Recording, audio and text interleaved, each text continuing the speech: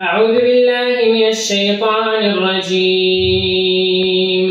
بسم الله الرحمن الرحيم.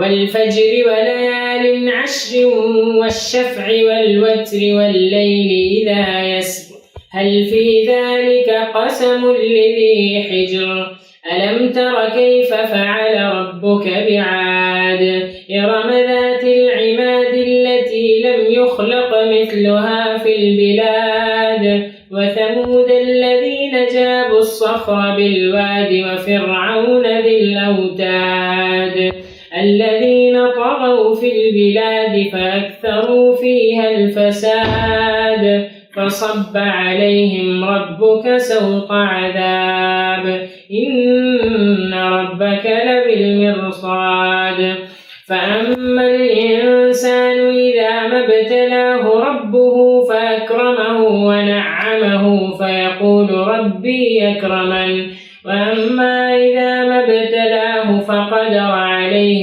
رزقه فيقول ربي أهانن كلا بل لا تكرمون اليتيم ولا تحاضون على طعام المسكين وتأكلون التراث أكلا لما وتحبون المال حبا جما كلا إذا دكت الأرض دكا دكا وجاء ربك والملك صفا صفا وجيء يومئذ بجهنم يومئذ يتذكر الإنسان وأنى له الذكرى يقول يا ليتني قدمت لحياتي فيومئذ لا يعذب عذابه أحد ولا يوثق وثاقه أحد يا أيتها النفس المطمئنة ارجعي إلى ربك راضية مرضية فادخلي في عبادي وادخلي جنتي صدق اللہ العظیم. شاہد فجر، شاہد ہے 10 راتیں، شاہد ہے جفت اور تا، شاہد ہے رات جب وہ چل دے. کیا اس میں عظیم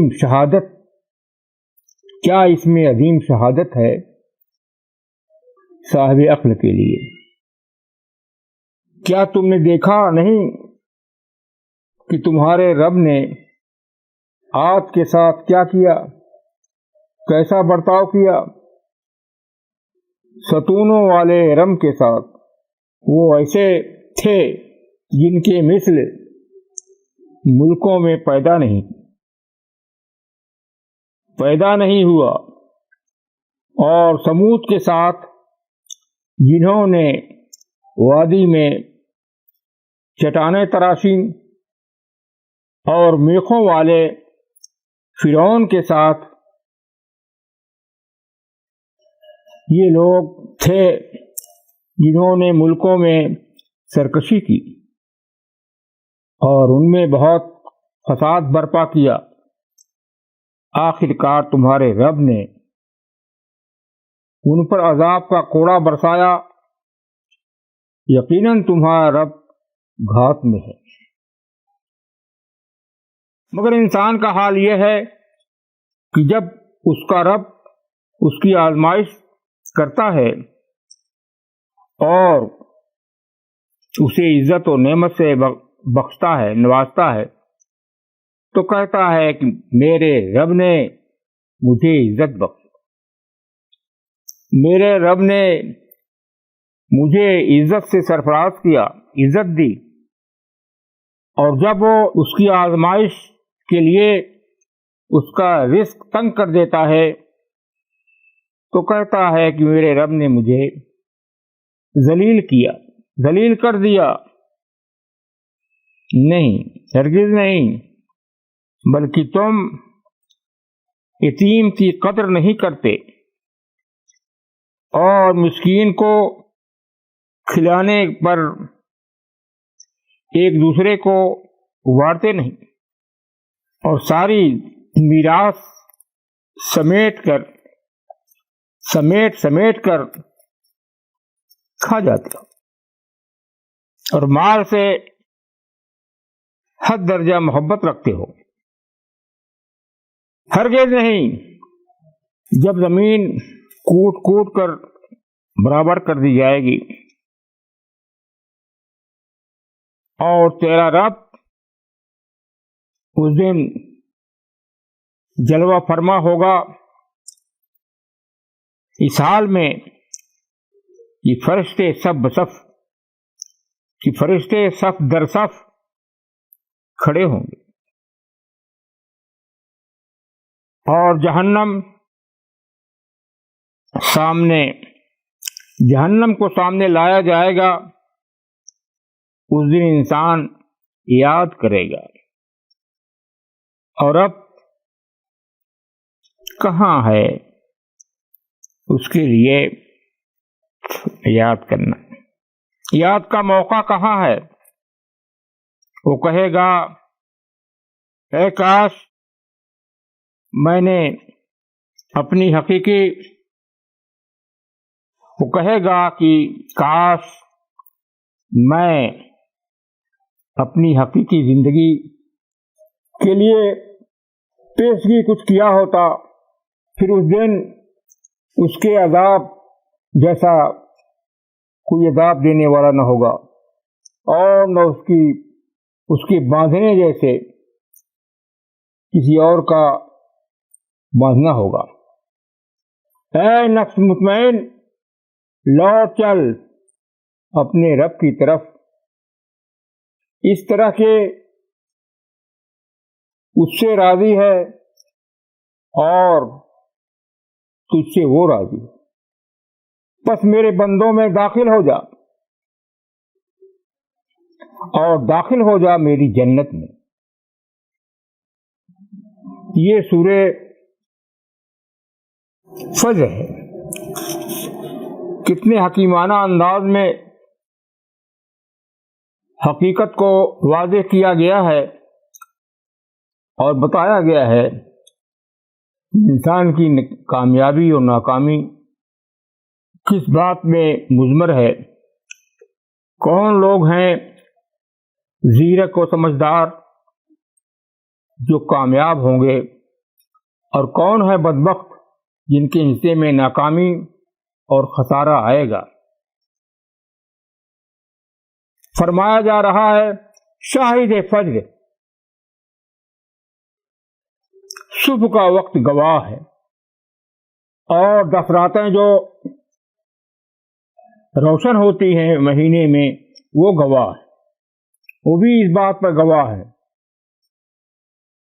اور جفت طاق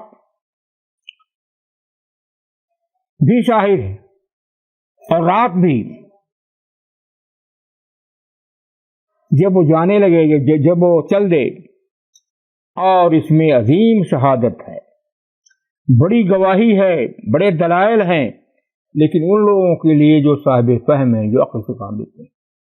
اس سے معلوم ہوا کہ ہر صبح حقیقت پر گواہ ہے،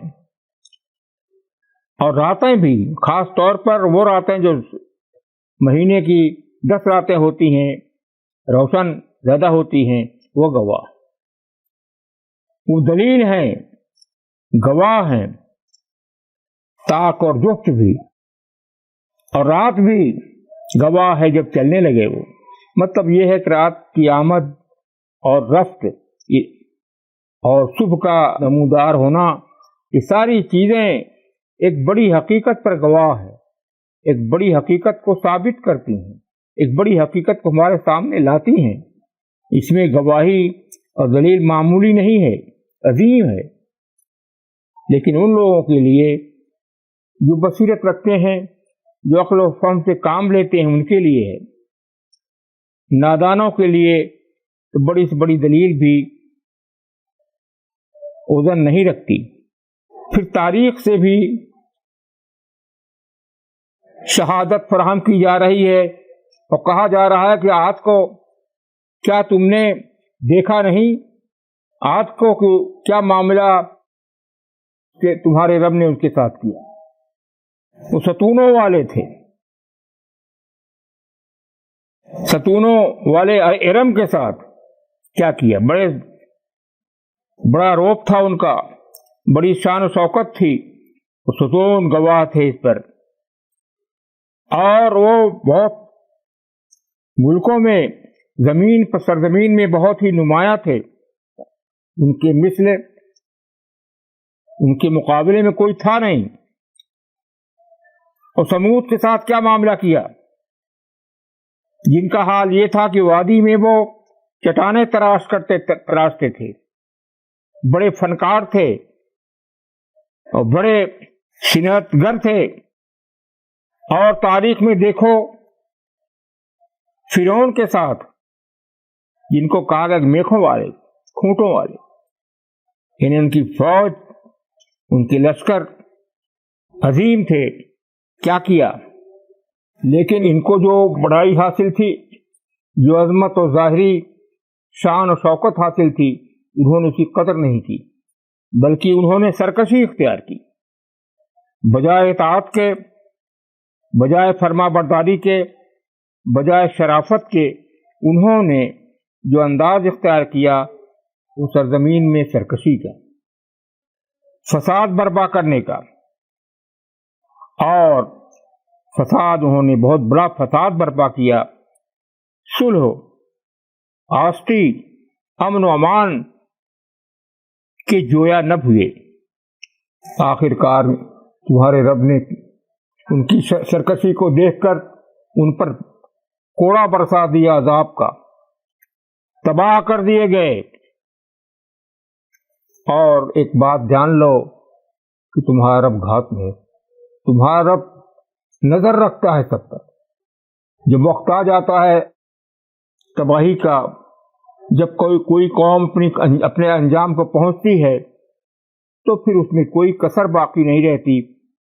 تمہارا رب ان سے معاملہ کرتا ہے اور ان کو تباہ کرتا ہے. جب انہوں نے سرکشی اختیار کی تو رب کی رحمت روٹھ گئی ان سے، اور ان پر عذاب نازل کر دیا، عذاب کا کوڑا برسایا. اپنے رب کو، خدا کو بے خبر نہ سمجھو، سب پر اس کی نظر ہے، اچھوں پر بھی اور سرکش اور مفسدوں پر بھی. انسانوں کا عام حال یہ ہے کہ جب انسان کی تو آزمائش ہوتی ہے، قوموں کی آزمائش ہوتی ہے، خوشحالی بھی آزمائش ہے اور پریشان حالی بھی آزمائش ہے انسان کی. تو جب خدا آزماتا ہے، تمہارا رب جب آزماتا ہے، عزت اور نعمت سے نوازتا ہے، حالانکہ یہ عزت، یہ فراوانی، یہ بخشش امتحان ہے، آزمائش ہے. کہتا ہے کہ میرے رب نے مجھے عزت بخشی. یہ نہیں سوچتا کہ عزت کس لیے ہے. یہ آزمائش ہے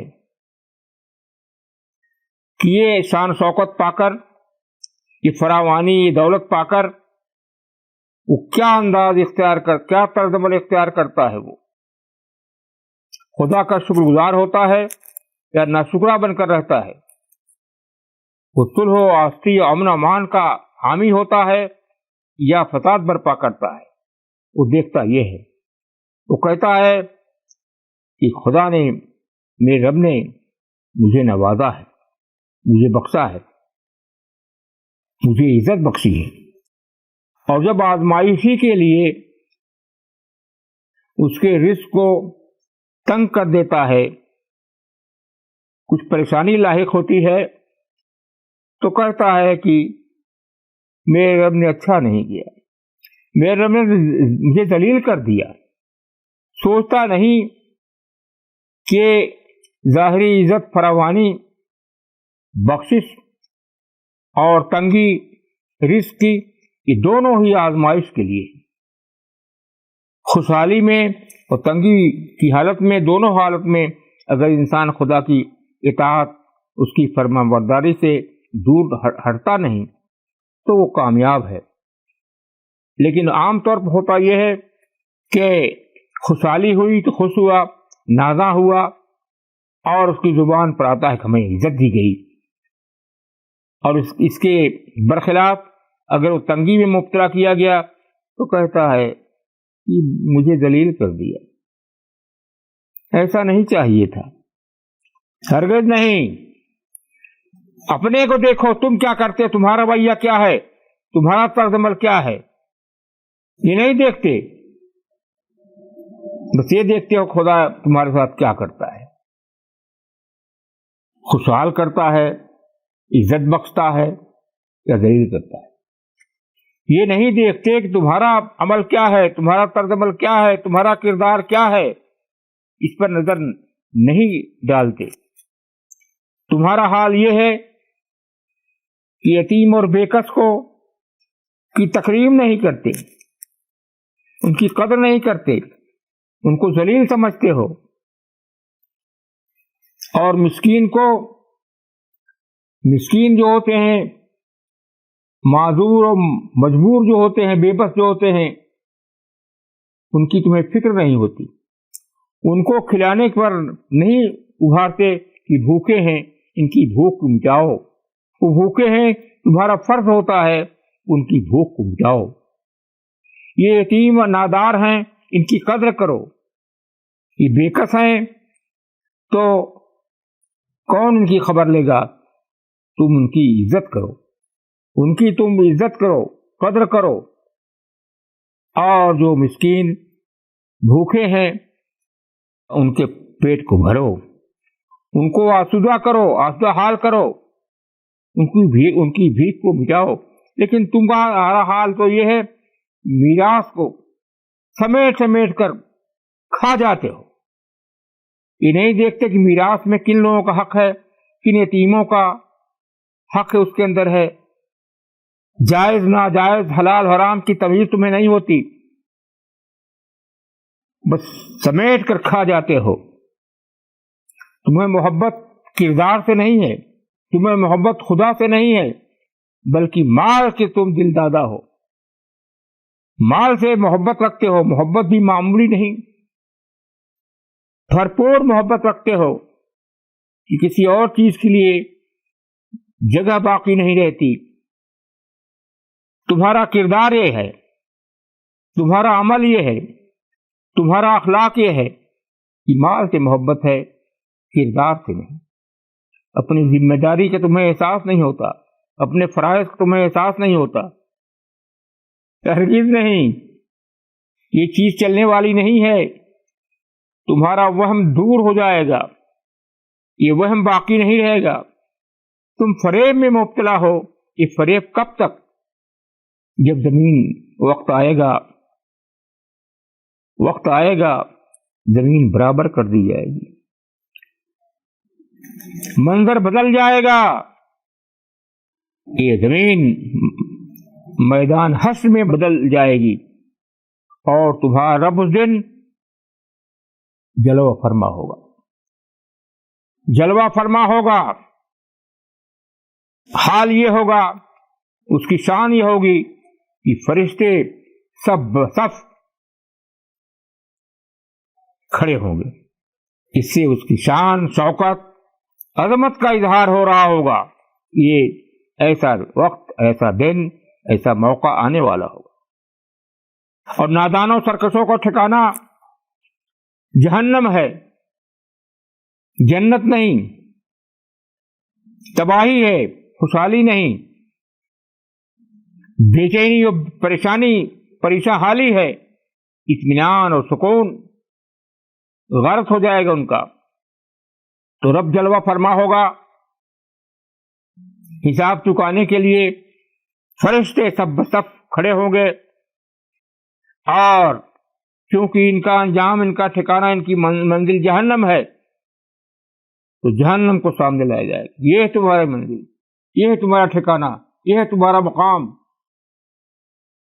تم نے سمجھا نہیں تمہارا مقام، تم اس مقام کے جہنم کے لائق ہو، جہنم کے مستحق ہو تم۔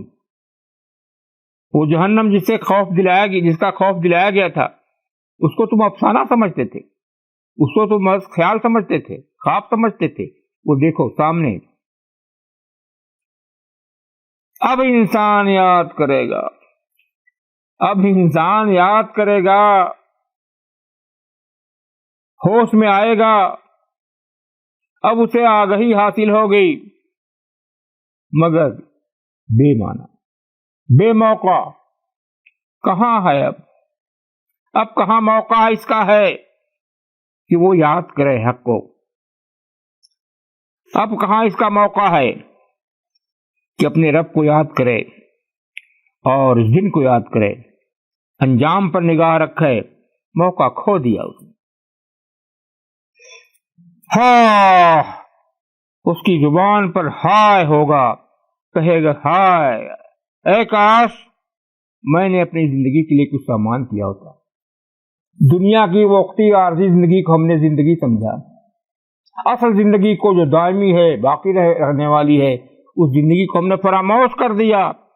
وہ کہے گا کہ اے کاش کیا اچھا ہوتا ہمارے حق میں کہ ہم اپنی حقیقی زندگی پر نگاہ رکھتے، عارضی زندگی پر پھولے رہے، عارضی زندگی میں ہم فریب خوردہ بن کر رہے۔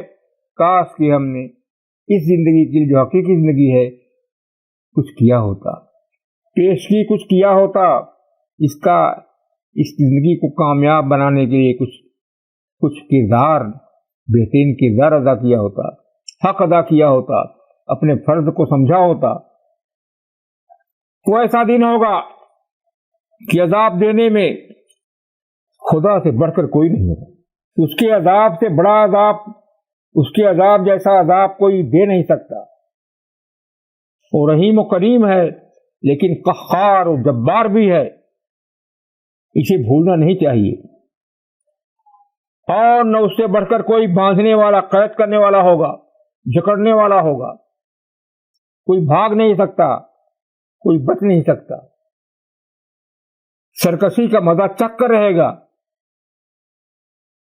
لیکن وہ لوگ جو ایسے نہیں تھے، جو باکردار تھے، جو اپنی ذمہ داری کو، اپنے فرائض کو محسوس کرتے تھے، جو یتیموں کی خبر لیتے تھے، جو بھوکوں کی خبر لیتے تھے، خود کھا کر پیٹ بھر کر نہیں رہ جاتے، ایسے لوگ بھی ہوں گے۔ انہیں دنیا میں اطمینان حاصل تھا، سکون حاصل تھا، سکینت حاصل تھی دنیا میں، کوئی اندیشہ نہیں گھیرے ہوئے تھے ان کو۔ ایسے لوگوں سے کہا جائے گا اے نفس مطمئنہ، اے وہ لوگ جنہیں سکون حاصل تھا، رب کی اطاعت میں جو مصروف تھے اور رب سے ان کو امیدیں تھیں۔ زندگی نام ہے something to be, something to do اور سم تھنگ ٹو ہوپ۔ اس کو سمجھتے تھے زندگی کیا ہے۔ زندگی بے خبری کا نام نہیں ہے، جانتے تھے کہ زندگی میں کچھ کرنے سے زیادہ ہونے کا حساب رکھنا چاہیے۔ ہم کیا ہو رہے ہیں، ہم کیا ہیں، کیا بن رہے ہیں۔ مسجد شکستہ تو رات بھر میں بن جائے، عمر بیت جاتی ہے، دل کو دل بنانے میں عمر بیت جاتی ہے۔ بڑا مشکل معاملہ ہے لیکن آسان کر دیتا ہے اللہ۔ جو چاہتے ہیں کہ دل بنے، زندگی بنے، تو اللہ ان کے لیے آسان کر دیتا ہے۔ مشکل کام مشکل نہیں رہتا۔ ایسے لوگ جنہوں نے اس راز کو سمجھا اور اپنے فرائض ادا کیے، یتیموں کی بھی خبر لی، بھوکوں کی بھی خبر لی، خدا نے دنیا میں ان کو اطمینان بخشا۔ نفس مطمئنہ ان کو حاصل تھا دنیا میں، گھبراہٹ نہیں تھی، پریشانی نہیں تھی، اللہ سے ان کو امیدیں تھیں اور اللہ پر ان کا پورا اعتماد تھا۔ ان سے کہا جائے گا، ان کا استقبال اس طرح ہوگا، یا ایھا النفس المطمئنہ، اے مطمئن نفس، مطمئن جان، اے مطمئن شخص اشخاص، لوٹ چلو،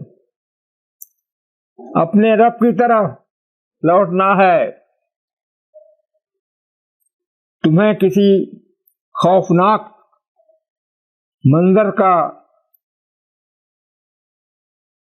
منظر پیش آنے والا نہیں ہے، تمہیں اپنے رب کی طرف لوٹنا ہے، اس حال میں کہ تم اپنے رب سے راضی ہو اور تمہارا رب تم سے راضی ہے۔ یہ ہے بہترین حالت جو تمہیں حاصل ہے، تم راضی ہو اپنے رب سے اور رب بھی تمہارا تم سے راضی ہے، تمہارے اعمال، تمہارے کردار کی وجہ سے۔ اور میرے بندوں میں شامل ہو جا، داخل ہو جا میرے بندوں میں۔ یہ معلوم ہوا کہ اجتماعیت کی بڑی اہمیت ہے۔ میرے بندوں میں داخل ہو جا، ان بندوں میں جو میرے فرما بردار ہیں، طاعت گزار ہیں، ان میں شامل ہو جا، سرکشوں میں نہیں۔ اور پھر میرے نیک بندوں میں شامل ہونے کا مطلب ہوتا ہے کہ تم جنت میں داخل ہو، آج ہی تم جنت میں گیا حقدار ہو گئے۔ تو فرمایا ان بندوں میں شامل ہو جاؤ اور انجام کار جنت میں داخل ہو جاؤ، میری جنت میں، میری جنت سے بڑھ کر صدات کی یا کسی اور کی جنت نہیں ہو سکتی۔ وآخر دعوانا ان الحمد للہ رب العالمین۔